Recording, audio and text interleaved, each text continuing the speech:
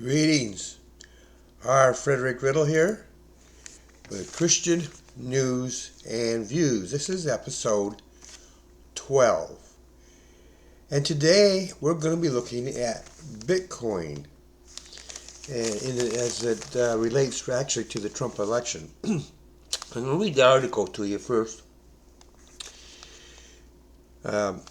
U.S. stocks rose Monday, led by those seen as benefiting the most from Donald Trump's re-election as president, but drops for some high-profile big tech stocks kept indexes in check.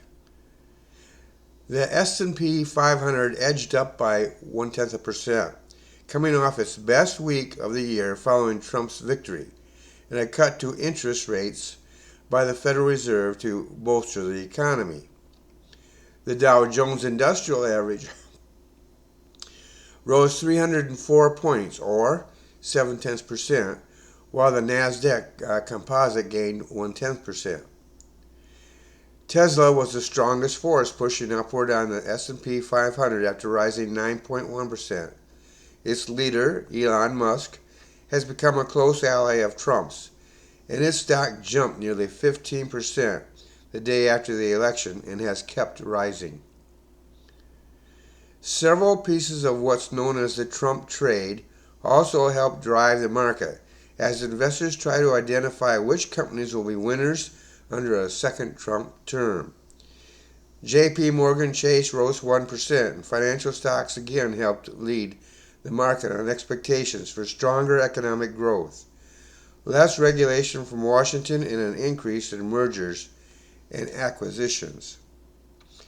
But the biggest thing here was that Bitcoin burst above $87,000. So, my opinion on this, and I have one, I have to go back a little bit and give you a little bit of history on myself.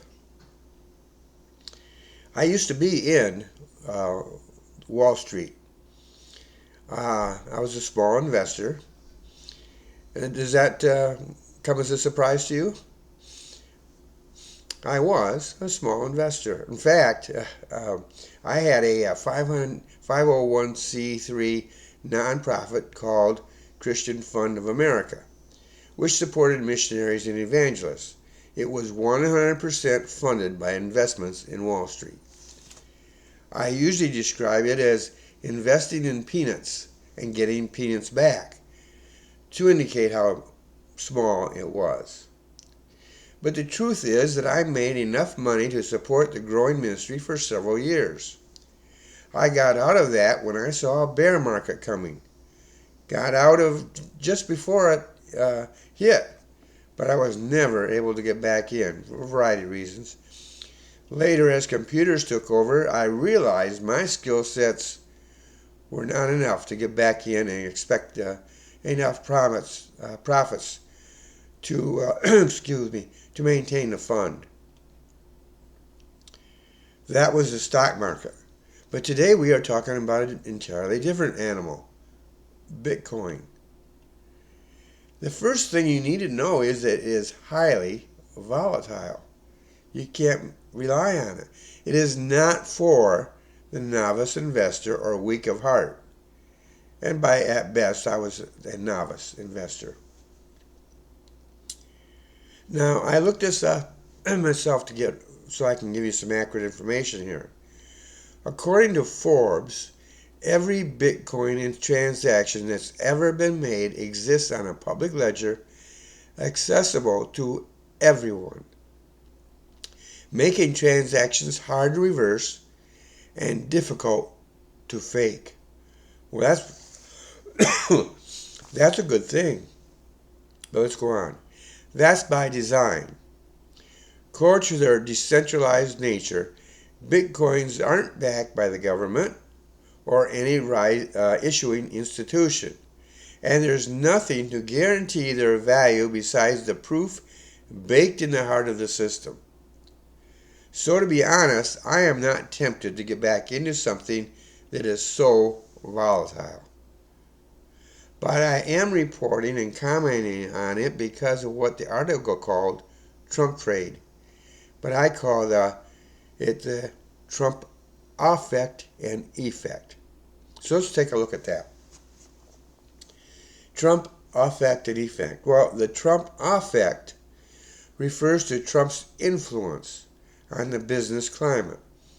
When he was elected in 2016, there was an immediate impact on businesses. I'll pause there and just throw something else in. The very next day after the election, I was reading, at that time, I was still very much into watching the economics of the nation. I still do to some degree, but it was still enough that I was aware, especially with the economic climate we were in at the time. I would still check the stock market and business decisions, things of that were going on. And immediately, there started in businesses that had been maybe planning to start to lay off. Back in those days, and that maybe is still true, a lot of companies would lay off as their Christmas present to the employees. They would lay them off at Christmas time. So all of a sudden, they're planning on increasing their hiring. Not only that, they started expanding. Let me read on. He hadn't taken office yet, but his views were known.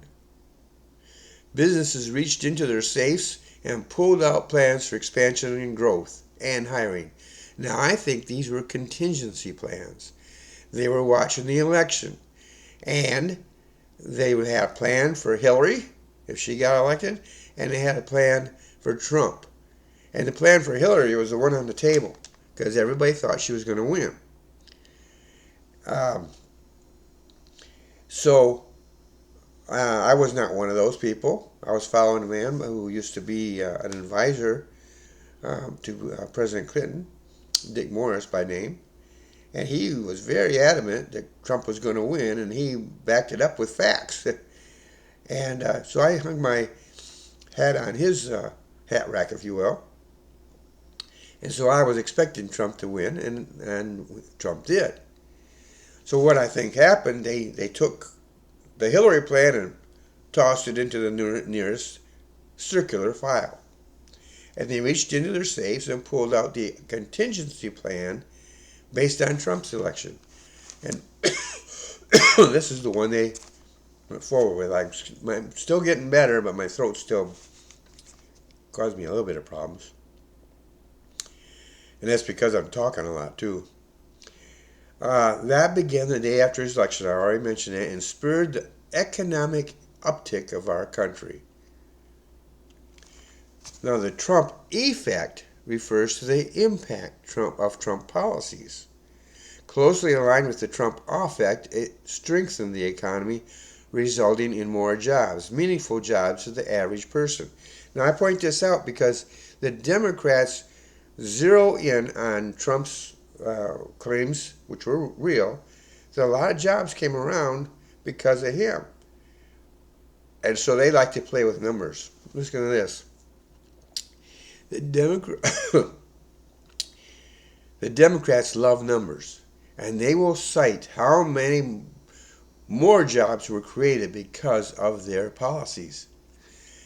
But when you look at the jobs, they were fast food industry types. Now, don't get me wrong. I love fast food. I go to McDonald's. I love McDonald's. I love Wendy's. Haven't gotten some of them. I love Arby's. And other I won't mention. There's one that I'm not too crazy about, but once they master the technique for making hamburgers, I'll probably get more involved with them. But then, by the way, I'm getting away from hamburgers because of my health. I need to, and so I might go with this other one simply because of they might offer better food in other areas, or good food anyhow, not necessarily better. But as much as I love fast food, And as much as you may love fast food, that to build an economy on a fast food industry, that's not a good economy. It's not a strong economy. A strong economy is where there is industry. Industry that is involved in manufacturing, retail, and other investments that build an economy. Fast checkers rather, seem to overlook this important fact. But in my opinion, we need a strong economy based on manufacturing, retail, and the like. And we are already seeing the Trump effect working once again. I would not be surprised that the financial health of our country will be on the rise by the time he takes office in January. Now, that is my opinion on all that, and you may have a separate opinion. But I've been around for 81 years. Been a Christian for 51 plus years. And I've never gotten away entirely from watching the economics. I don't know that I'll ever get back in. If I get back in the stock market, it will probably be growth stocks, maybe even mutual funds, stuff like that. Back in the day, I actually had a book called Value Line that would get reports. I think it was every week, but it was at least every month. And I would get these reports on different stocks. I've invested time in this and watched it. And I've never really forgot all of that. Most of it, but not all of it. And I learned some truths while I was in there about economics and about how the stock market works. For instance, people get all excited about the stock market when it goes up. You'd be wise to remember that even with this computerized age, it's talking about 6 months in advance. And that has a lot of assumptions built in, especially with the computer models, which is why I never got back in. The computers just literally took over. And for the small guy who was trying to do it on his own with his own knowledge and so forth, I would have been fighting an uphill battle. But if you want to be in the stock market, I have no problem with that. But you're going to have to invest time. If you don't invest time as well as money, but you're going to invest money no matter what you do, you're going to invest money, you're going to invest time, you're going to invest effort. If you don't do those last two, the time and effort, just the money, then you're gambling. And I would not recommend that at all. Gambling is not something a Christian should be doing. And any industry that you're going to get into, any business you're going to get into, is something that you need to invest time and energy into. I'm in the business of being a publisher. I'm also in the business of I publish books, I sell books, and I educate. I offer opportunities for people who want to become writers, published authors, that I can transform them from knowing very little to nothing about writing to becoming a published author. Or if they know already how to write, I can transform them into published authors quicker. But that takes time as well as money. It takes a lot of effort, and I have to increase my own knowledge to stay even. You get a topic like artificial intelligence. We usually call it AI. I have to spend a lot of time, and I'm going to be spending even more time going forward learning about AI and then incorporating that into my teaching and stuff like this. If I didn't do all that, then this is nothing more than a gamble on my part. I believe it's what God wants me to do, and that's what I'm doing. The day that I feel that it's no longer God's will, or that maybe I just don't have the energy anymore to do it, the time and effort to do it, that's the day I'm going to start thinking about getting out of the business. Because I have no business being in it if I'm not willing to invest myself in it. That's my opinion for today. Excuse me. Down below, you have the opportunity to subscribe to my channel and I encourage you to do so. Click on the notifications and stuff like that, but definitely subscribe. And I'll see you in my next episode. You have a great day.